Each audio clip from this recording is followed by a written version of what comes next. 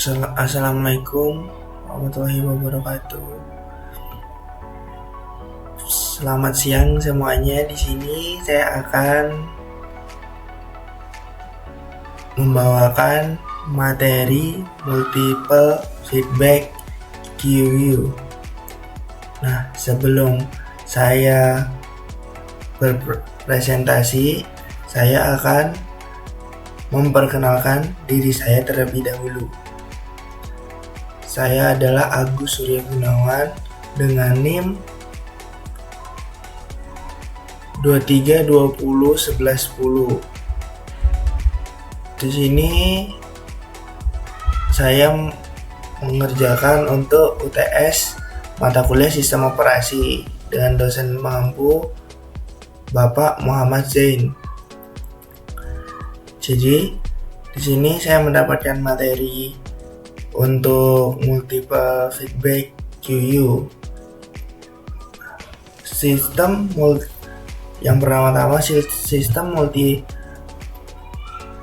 programming dibagi menjadi dua atau lebih yang akan bekerja, maka dari itu harus menentukan proses mana dulu yang harus dijalankan dan beberapa lama proses itu akan dijalankan. Dalam sistem operasi, yang mengatur dalam hal itu adalah schedule atau dalam bahasa Indonesianya disebut penjadwalan. Penjadwalan itu merupakan sekumpulan kebijaksanaan dan mekanisme dari sistem operasi yang mengatur urutan dan jangka waktu eksekusi proses-proses yang aktif. Jadi yang dimaksud dengan pengaturan urutan ini, jadi semuanya telah ditata dari sananya oleh schedule tersebut. Jadi penjadwalan sendiri terbagi menjadi dua. Yang pertama, memilih proses. Proses akan dipilih di sini. Yang kedua, menentukan kapan dan beserta berapa lama proses itu boleh menggunakan prosesor. Proses yang belum mendapatkan jatah lokasi dari CPU akan menunggu di suatu tempat, yang dimana tempat itu dinamakan radius. Jadi radius ini adalah tempat khusus untuk menunggu antrian sebelum sistem itu memproses. Radius ini berada di CPU. Oleh karena itu, penyatuan sendiri punya algoritma. Nah, untuk apa? Untuk menentukan proses mana saja yang telah berada di edit key yang nantinya akan siap dieksekusi oleh CPU.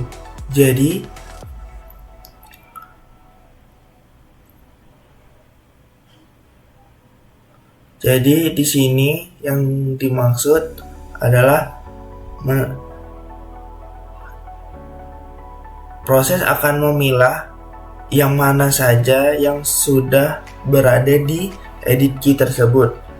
Jadi di edit key ini adalah pilihan terakhir yang akan siap untuk dieksekusi oleh CPU.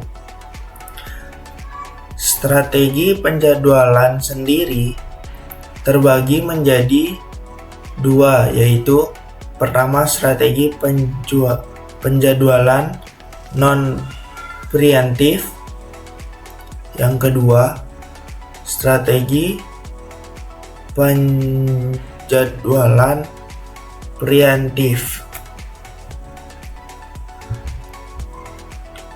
Pengertian dari strategi preemptif adalah jika suatu proses sedang di dalam CPU, maka proses itu akan berada di CPU sampai proses itu sendiri selesai.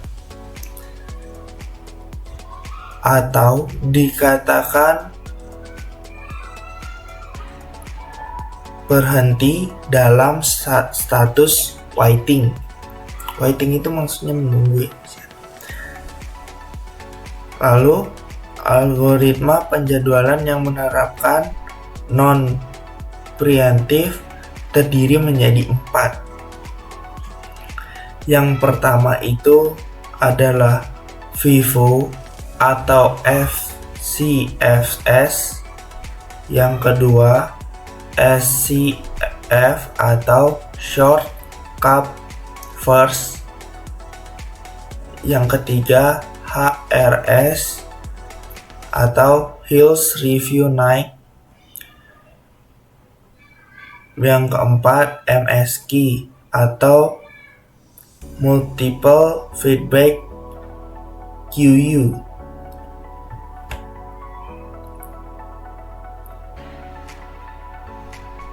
Nah, yang kedua yang seperti saya sebutkan tadi adalah strategi penjadwalan tersendiri kan menjadi 2. Nah, di sini saya sudah menjelaskan yang pertama, sekarang yang kedua yang penjadwalan preemptif. Penjadwalan yang ketika berproses diberikan jatah waktu, maka memproses akan dapat diambil alih oleh proses lain dan harus dilanjutkan pada saat waktu tiba kembali telah datang pada proses tersebut. Jadi seperti ini, misalkan ada seorang yang belum selesai, itu bisa diambil alih oleh orang lain dalam antriannya.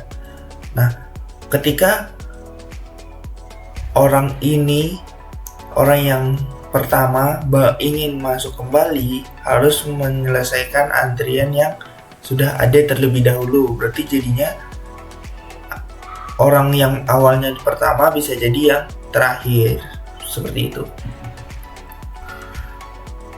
Contoh algoritma yang menerapkan strategi preemptif sendiri ada 4, yaitu yang pertama RR atau round robin, yang kedua SRF atau short streaming first, yang ketiga PS atau priority scheduling, yang keempat KS atau Query-Oriented Scheduling.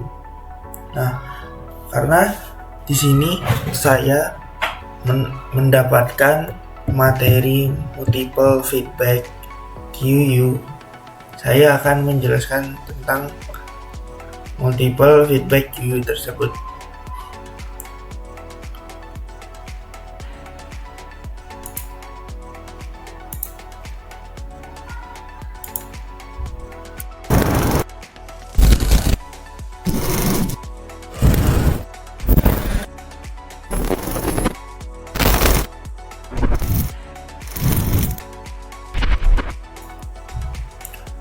Baik, pengertian dari multiple feedback queue ini adalah sebuah algoritma penjadwalan proses dalam sistem operasi yang dirancang untuk memberikan respon yang baik bagi berbagai jenis proses, baik yang membutuhkan waktu proses singkat maupun butuh waktu yang lama.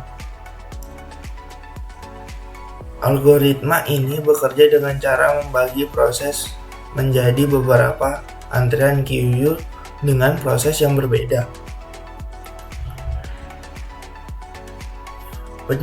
Penjadwalan modern ini dalam perkembangan sistem operasi, algoritma ini hampir sama seperti algoritma penjadwalan multi-level key. Perbedaan itu hanya terletak pada prosesnya, yakni suatu proses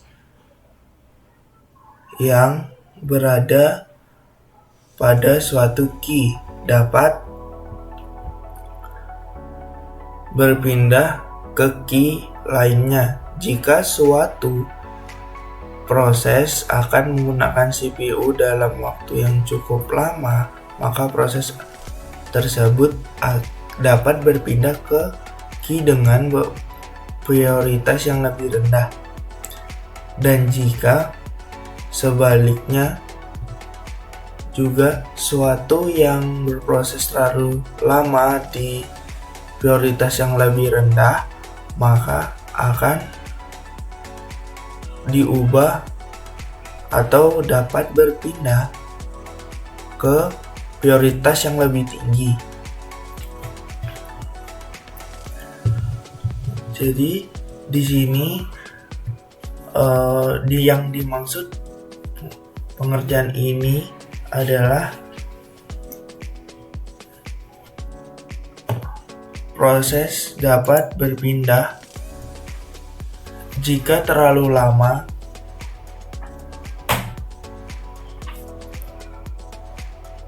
penjadwalan dalam perkembangan sistem operasi ini adalah jika terlalu lama berproses dalam frekuensi rendah akan berpindah ke frekuensi yang lebih tinggi.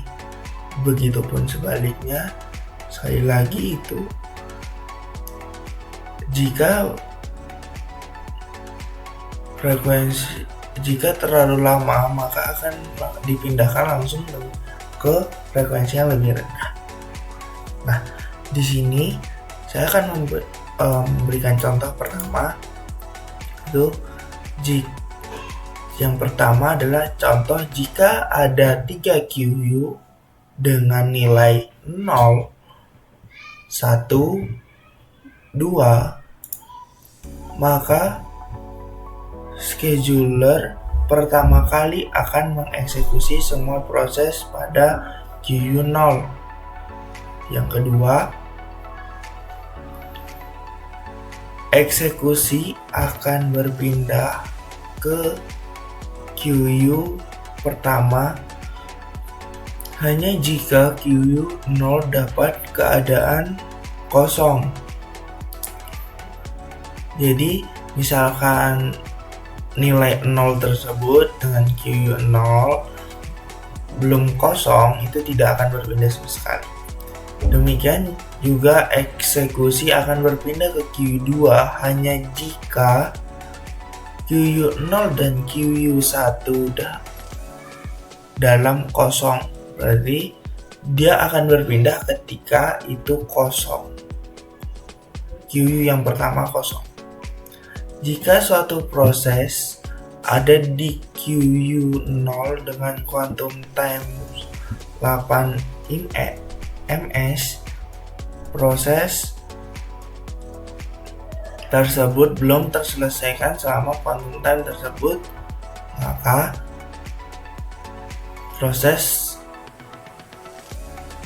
akan berpindah ke QU 1. Pada saat QU 0 kosong, maka eksekusi akan berpindah ke QU 1 dengan quantum times 16 ms. Demikian seterusnya. Untuk selanjutnya, parameter yang dibutuhkan oleh algoritma MSG.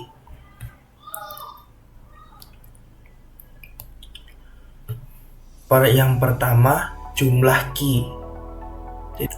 Yang pertama, jadi kita membutuhkan jumlah key. Kita Mengapa jumlah key itu dibutuhkan? Agar kita mengetahui nilai berapa yang ada di dalamnya. Yang kedua, metode yang diperlukan untuk menentukan kapan suatu proses akan diturunkan ke key dengan prioritas yang lebih rendah. Nah, untuk yang ketiga, algoritma penjadwalan untuk tiap key. Jadi, itu akan ditata agar terjadwal untuk tiap key-nya. Nah, yang keempat, metode yang diperlukan untuk menentukan kapan suatu proses yang ditentukan untuk upgrade ke key dengan prioritas yang lebih tinggi.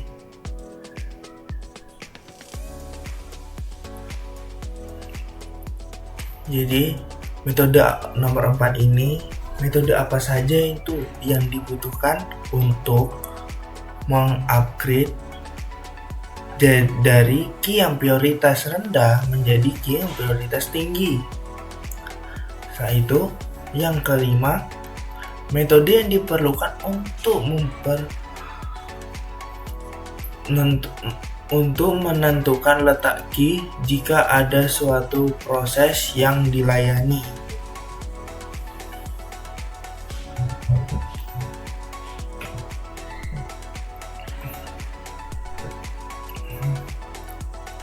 Nah, baik, selanjutnya akan melihat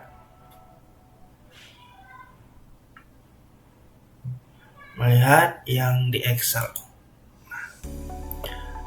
Jadi yang di Excel ini, nah ini sebentar dulu. Nah, yang pertama ini adalah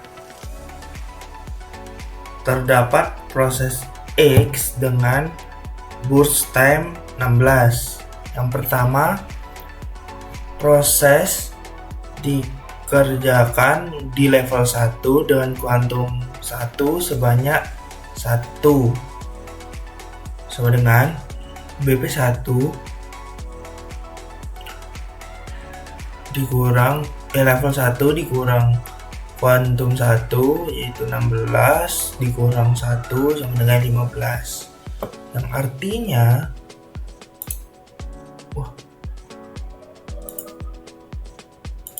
artinya ini yang pertama itu ini level 1, yang kedua proses dikerjakan di level 2 dengan kuantum 2, maaf ini kuantum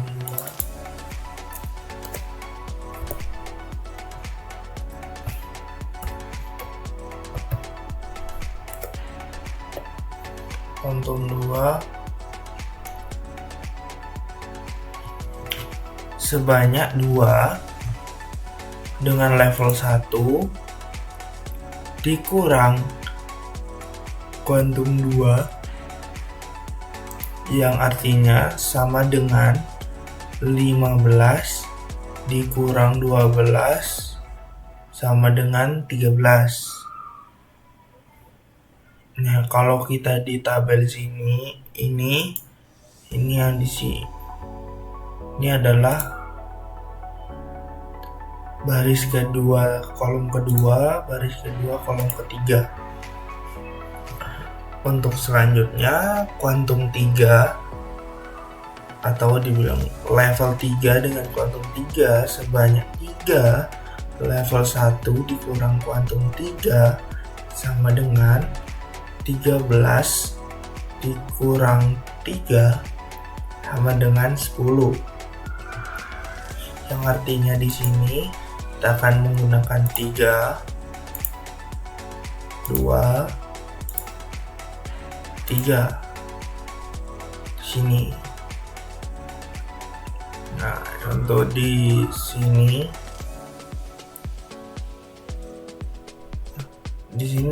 sama. Jadi di sini sebanyak 4 Ini udah level 4. Nah, proses dikerjakan level 4 dengan kuantum 3 sebanyak 4 BB1 alias level 1 yang dikurang kuantum 4 sama dengan, atau bisa dibilang 10 dikurang 4 sama dengan 6. Jadi akan menggunakan di sini 6. Nah, selanjutnya proses dikerjakan di level 4 dengan kuantum 3 sebanyak 4 BP1 alias level 1 dikurang kuantum 4 sama dengan 6 dikurang 4 sama dengan 2. Nah, di proses yang selanjutnya, proses dikerjakan di level 4 dengan sisa waktu 2, sisa sebanyak 2, level 1 dikurang 2 sama dengan 2 dikurang 2, yaitu hasilnya 0, yang artinya nilainya sudah selesai, sudah habis. Jadi sini akan saya jadi satukan dan sekalian menjadi. Ini adalah contoh yang pertama yang saya berikan. Kita selanjutnya akan memasuki contoh yang kedua. Ini untuk contoh yang kedua.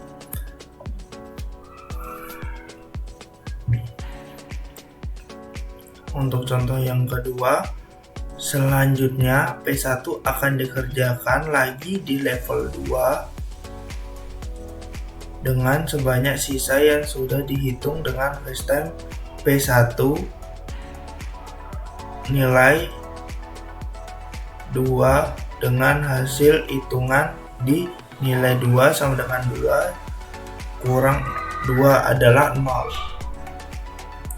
Yang pertama ini P1 dikerjakan di level 1 dengan kuantum 1 sebanyak 2 level 1. Level 1 dikurang kuantum 1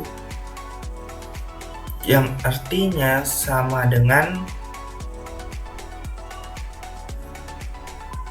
4 dikurang 2 dengan 2.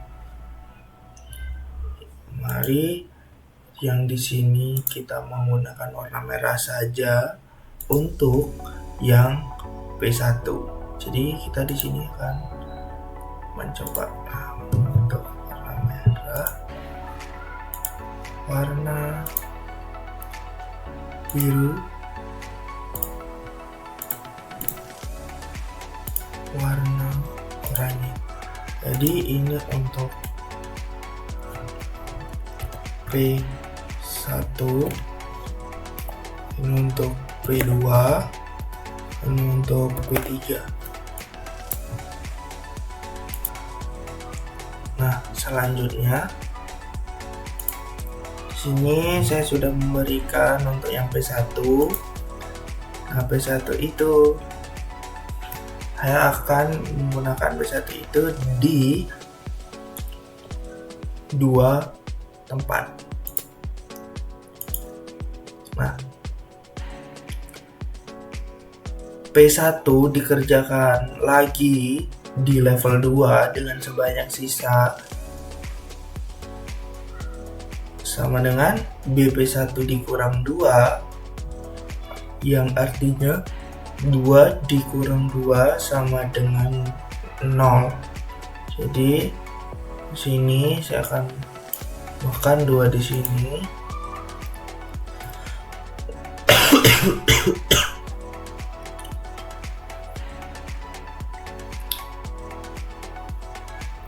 Nah, selanjutnya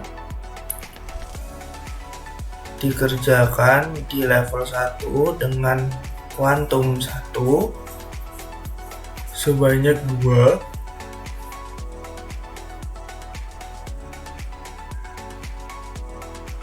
BP2 kuantum 1 sama dengan BP2 kuantum 1 ialah BP2 dikurang kuantum 1 sama dengan 10 dikurang 2 sama dengan 8. Jadi untuk di sini akan menggunakan 2 itu artinya yang biru ini. Setelah itu di P3 dikerjakan di level 1 dengan kuantum 1 sebanyak 2.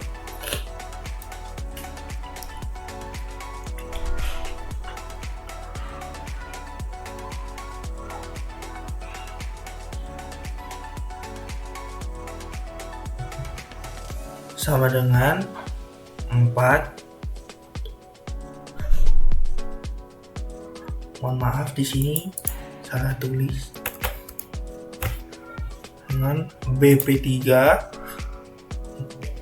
dikurang kuantum 1 yang artinya 6 dikurang 2 sama dengan 4. Nah, saya akan menggunakan yang di sebelah sini.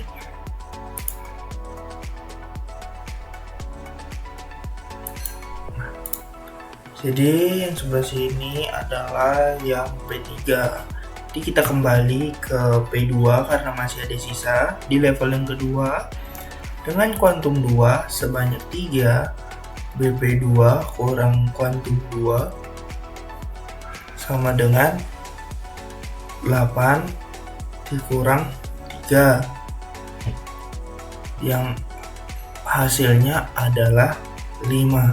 Jadi di sini adalah proses yang dikerjakan untuk level 2, yaitu P2 di level 2. Ini saya akan menggunakan di sini. Untuk selanjutnya P3 dikerjakan di level 2 dengan kuantum 2 sebanyak 3 BP3 dikurang kuantum 2 sama dengan 4 dikurang 3 yang artinya 4 dikurang 3 ya artinya 1. Sini saya akan memblok ini.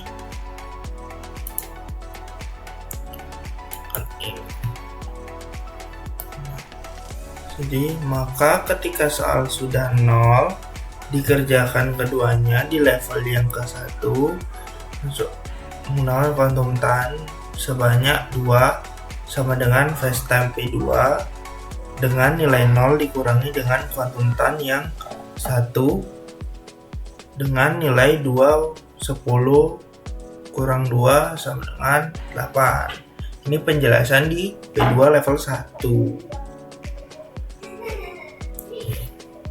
Nah, sepertinya saya sudah cukup untuk mempresentasikan ini.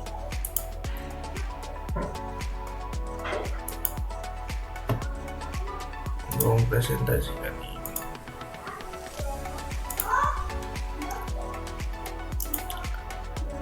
ini. Terima kasih sudah menonton. Mohon maaf jika saya ada salah kata dan kurang mengenakan untuk berpresentasinya tadi. Mohon dimaafkan. Jadi terima kasih sudah menonton semuanya. Jangan lupa like dan subscribe. See you guys.